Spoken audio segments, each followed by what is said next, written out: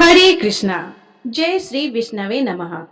भाद्रपद मास के कृष्ण पक्ष की अजा एकादशी को शास्त्रों में महान पुण्यदायिनी तिथि कहा गया है। इस व्रत का स्मरण, व्रत और कथा श्रवण करने मात्र से ही मनुष्य के जन्म जन्मांतर के पाप ताप नष्ट हो जाते हैं और उसे विष्णु धाम की प्राप्ति होती है। पद्म पुराण में इस व्रत का विशेष महत्व बताया गया है। इसमें कहा गया है कि जैसे गंगा स्नान से सभी पाप धुल जाते हैं, वैसे ही अजा एकादशी का व्रत करने से आत्मा निर्मल और पवित्र हो जाता है। इस तिथि को उपवास, हरि स्मरण, भजन और कथा श्रवण करने से जीवन में सुख, समृद्धि, धर्म और मोक्ष का द्वार खुलता है। प्रिय श्रोताओं, आज हम आपको इसी पावन अजा एकादशी की दिव्य कथा सुनाने जा रहे हैं, जिसका श्रवण करने से न केवल पुण्य की प्राप्ति होती है, बल्कि भगवान विष्णु की कृपा से हर दुख और संकट का भी नाश होता है। और आप सभी श्रोताओं को अजय एकादशी की हार्दिक शुभकामनाएं। आइए सुनते हैं अजय एकादशी व्रत की कथा। अजय एकादशी का महात्म्य भगवान श्री कृष्ण ने धर्मराज युधिष्ठिर को बताया था। एक बार धर्मराज युधिष्ठिर कहने लगे कि हे भगवान, हे पुंडरीकाक्ष, मैंने श्रावण शुक्ल एकादशी अर्थात पुत्रता एकादशी का सविस्तार वर्णन आपके श्री मुख से सुना। अब आप कृपा करके मुझे भाद्रपद माह के कृष्ण पक्ष की एकादशी के विषय में भी बतलाइए। इस एकादशी का क्या नाम है और इसके व्रत का क्या विधान है? प्रभु, इसका व्रत करने से किस फल की प्राप्ति होती है? तब भगवान श्री कृष्ण ने कहा, हे युधिष्ठिर, भाद्रपद माह के कृष्ण पक्ष की एकादशी को अजा एकादशी कहते हैं। इसका व्रत करने से सभी पाप नष्ट हो जाते हैं। इहलोक और परलोक में मदद करने वाली इस एकादशी व्रत के समान संसार में दूसरा कोई व्रत नहीं है। हे युधिष्ठिर, इस एकादशी से संबंधित जो कथा प्रचलित है, अब मैं उसे तुम्हें सुनाता हूँ। श्रद्धा पूर्वक श्रवण करो। बहुत समय पहले एक दानी और सत्यवादी राजा हरिश्चंद्र रहते थे। राजा हरिश्चंद्र इतने प्रसिद्ध सत्यवादी और धर्मात्मा थे कि उनकी कृति से देवताओं के राजा इंद्र को भी ईर्ष्या होने लगी। तब देवराज इंद्र ने महर्षि विश्वामित्र को राजा हरिश्चंद्र की परीक्षा लेने के लिए उकसाया। इंद्र के कहने से महर्षि विश्वामित्र जी ने राजा हरिश्चंद्र को योग बल से ऐसा स्वप्न दिखलाया कि राजा स्वप्न में ऋषि को सब राज्य दान कर रहे हैं।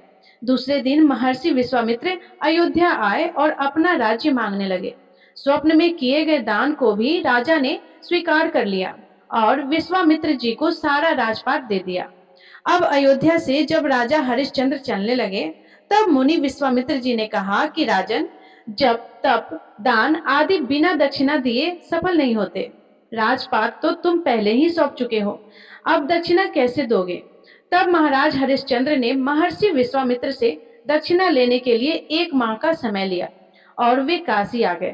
काशी में आकर उन्होंने पहले अपनी पत्नी रानी सव्या को एक ब्राह्मण के हाथ बेच दिया। राजकुमार रोहितार्तु छोटा बालक था। प्रार्थना करने पर ब्राह्मण ने उसे अपनी माता के साथ रहने की आज्ञा दे दी और स्वयं अपने आप को राजा हरिश्चंद्र ने एक चांडाल के हाथों भेज दिया। इस प्रकार राजा हरिश्चंद्र ने ऋषि विश्वामित्र को 1000 मोहरे दक्षिणा में दे दी। अब महारानी सव्या ब्राह्मण के घर में दासी का काम करने लगी। चांडाल के सेवक होकर राजा हरिश्चंद्र शमशान घाट के चौकीदारी करने लगे। राजा हरिश्चंद्र शमशान में मृतकों के परिजनों से दाह संस्कार के बदले कर वसूली लेने का काम करते थे। कई बार उनके सामने धर्म संकट की स्थिति भी बनी, लेकिन वे सत्य और कर्तव्य के मार्ग से बिल्कुल भी विचलित नहीं हुए। फिर एक दिन शमशान भूमि की तरफ गौतम ऋषि आ गए। राजा ने ऋषि को प्रणाम किया। गौतम ऋषि ने कहा कि राजन, किसी पूर्व जन्म के पाप के कारण आपकी यह दशा हुई है।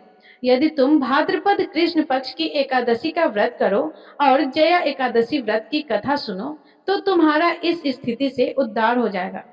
राजा ने ऋषि की बात मानी और अजा एकादशी का व्रत करने लगे। एक दिन राजकुमार और हिताशु ब्राह्मण की पूजा के लिए फूल चुन रहा था कि उसे एक सांप ने डस लिया। सांप का विष झटपट राजकुमार के शरीर में फैल गया और राजकुमार रोहिताशु धरती पर गिर पड़ा। उसकी माता महारानी सव्या को अब ना कोई धीरज बांधने वाला था और ना ही उनके पुत्र की देह को शमशान पहुंचाने वाला था। तब रानी सैव्या रोती बिलखती पुत्र के शव को लेकर शमशान में पहुंची।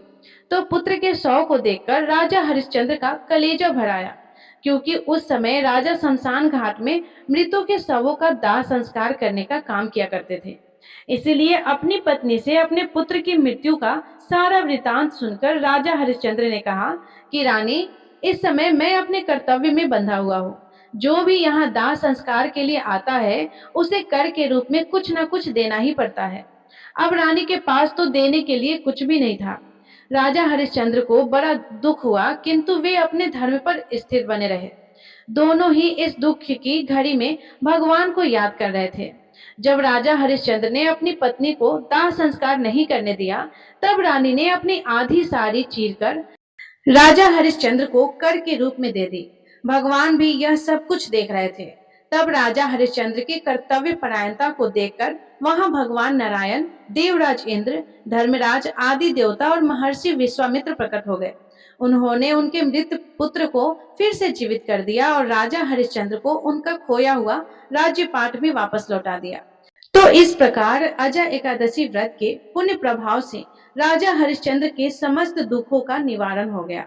सत्य के प्रभाव से राजा हरिश्चंद्र महारानी सैव्या के साथ भगवान के धाम में चले गए।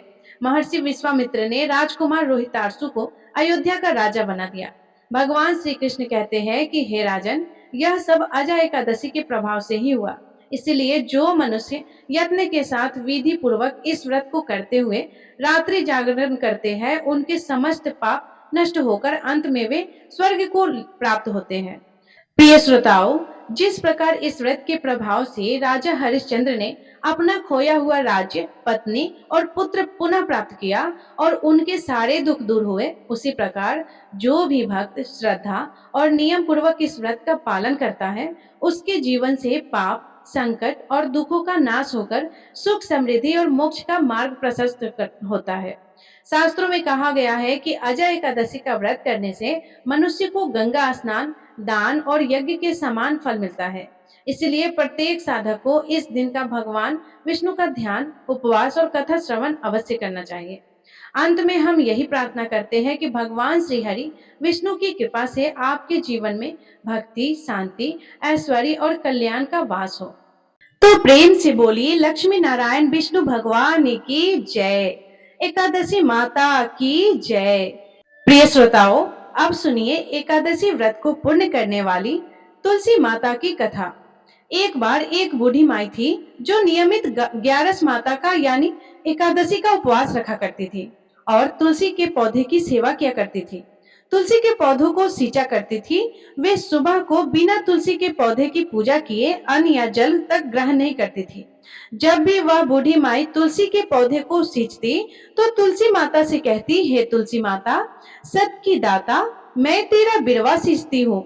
मुझे बहू दे, पीले रंग की धोती दे, मीठा ग्रास दे, बैकुंठ में वास दे, अच्छी मौत दे, चंदन का काठ दे, अच्छा राज दे, खाने को दाल भात दे और 11 के दिन कृष्ण का कांधा दे। बूढ़ी माई की यह बात सुनकर तुलसी माता सूखने लगी। तुलसी माता को इस प्रकार सूखता देखकर एक दिन भगवान कृष्ण ने पूछा, हे तुलसी, तुम दिन प्रतिदिन क्यों सूखती जा रही हो? तब तुलसी माता ने कहा कि बस मेरे मन की मत पूछो प्रभु। भगवान कहने लगे कि मैं नहीं पूछूंगा तो कौन पूछेगा? तब तुलसी माता कहती है कि हे प्रभु, एक बूढ़ी माई आती है और अपनी बात कहकर चली जाती है। मैं उनकी सारी बातों तो पूरा कर दूंगी, लेकिन कृष्ण का कांधा कहाँ से लाऊंगी? तब भगवान श्री कृष्ण बोले कि वह बूढ़ी माई मरेगी तो मैं अपने आप ही कांधा देने आ जाऊंगा। तुम बूढ़ी माई से यह बात कह देना। और इसके कुछ समय बाद वह बूढ़ी माई मर गई। बूढ़ी माई के मरने पर सारा गांव इकट्ठा हो गया और उनका अंतिम समय आने पर जब उन्हें उठाने लगे तब तो वह बहुत भारी हो गई, जिससे वो किसी से उठाए न उठ सके। सभी कहने लगे कि यह तो बहुत धर्मात्मा थी, बहुत संस्कारी थी, खूब पूजा पाठ करती थी, कोई पाप तक इन्होंने नहीं किया है, फिर भी यह इतनी भारी कैसे हो गई? तभी बूढ़े ब्राह्मण के भेष में वहां भगवान श्री कृष्ण आए और कहने लगे कि भीड़ कैसी है? तब गांव वाले बोले कि एक बूढ़ी माई मर गई है और आज एकादशी का दिन है। वो इतनी पापनी थी कि उनकी अर्थी उठाई नहीं उठ रही है। यह तो बहुत भारी हो गई है। भगवान बोले कि मुझे इनके कान में कुछ कह लेने दो, फिर यह उठ जाएगी। तब भगवान श्री कृष्ण बूढ़ी माई के पास गए और चुपके से उनके कान में कहा, हे बूढ़ी माई, तू अपने मन की कर ले। पीताम्बर की धोती ले, मीठा मीठा ग्रास ले, बैकुंठ में वास ले, चटक की चाल ले, चंदन का काट ले, झालर की झंकार ले, दाल भात को जीम और श्री कृष्ण का कांधा ले। भगवान की सारी बातें सुनकर बूढ़ी माई तो हल्की हो गई और तब भगवान कृष्ण उन्हें अपने कांधे पर लेकर गए। इस प्रकार बूढ़ी माई को मुक्ति मिल गई और वह बैकुंठ लोक को चली गई। हे तुलसी माता, जैसे आपने उन बूढ़ी माई को मुक्ति दी, ऐसे ही सभी को मुक्ति देना। जैसे भगवान कृष्ण ने उन्हें कांधा दिया, वैसे ही हम सबको भी देना। तो प्रेम से बोलिए श्री कृष्ण भगवान की जय, तुलसी माता की जय। तो प्रिय श्रोताओं, ये थी अजय एकादशी व्रत की कथा। ये कथा अगर अच्छी लगी हो तो वीडियो को लाइक कर दीजिएगा और कमेंट में जय एकादशी माता, जय विष्णु भगवान अवश्य लिखिएगा। और यदि आप चैनल पे नए हैं तो चैनल को सब्सक्राइब करना ना भूलिएगा, क्योंकि सभी व्रत की कथाएं हम आपके लिए प्रतिदिन लेकर आते रहेंगे और अन्य चीजों की जानकारी भी लेकर आते रहेंगे। तो इसलिए आप हमारे चैनल को सब्सक्राइब करके बेल आइकन बटन को जरूर दबाइएगा। धन्यवाद। राधे राधे। जय श्री हरि विष्णु।